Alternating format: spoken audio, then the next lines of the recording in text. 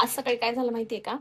सकाळपासून आहे ना यांना एका लेडीजचा कंटिन्यू फोन येत होता आणि त्याच्यानंतर ना मग असं ते चिडल्यासारखं बोलत होते. तर मला पण काही समजलं नाही काय झालंय आणि मग मी त्यांना विचारलं, की "काय झालंय नेमकं? काय म्हणजे चिडून तुम्ही बोलताय?" तर त्यांचं असं म्हणणं होतं, की ती लेडीज फोन करते आणि असं म्हणते, की म्हणजे XYZ असा कोणतरी माणूस आहे आणि त्यांनी ना म्हणजे फायनान्स कंपनी किंवा बँकेतून तो फोन येत होता आणि तुमचा नंबर रेफरन्ससाठी दिलाय.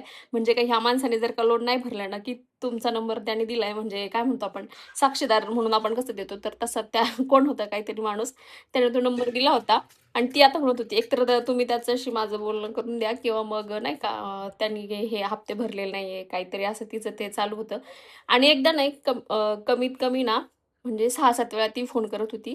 तर मला एवढंच म्हणायचं, की फक्त कोणी पण असू दे, बँक असो किंवा फायनान्स कंपन्या, तर तुम्ही ना जेव्हा कोणाला लोन देता किंवा काय करता ना, तर तेव्हा जेव्हा तुम्ही रेफरन्सला कोणाचा नंबर घेता ना, म्हणजे हा माणूस जर लोन भरणार नसेल, तर मग त्याच्याऐवजी तुम्ही कोणाला फोन करणार असाल, तर तुम्ही तो प्लीज चेक करून घेत जा. म्हणजे समोरच्या माणसांना पण त्रास होत नाही. एकतर सकाळी-सकाळी अशा गोष्टी झाल्या ना, म्हणजे सगळा दिवस खराब जातो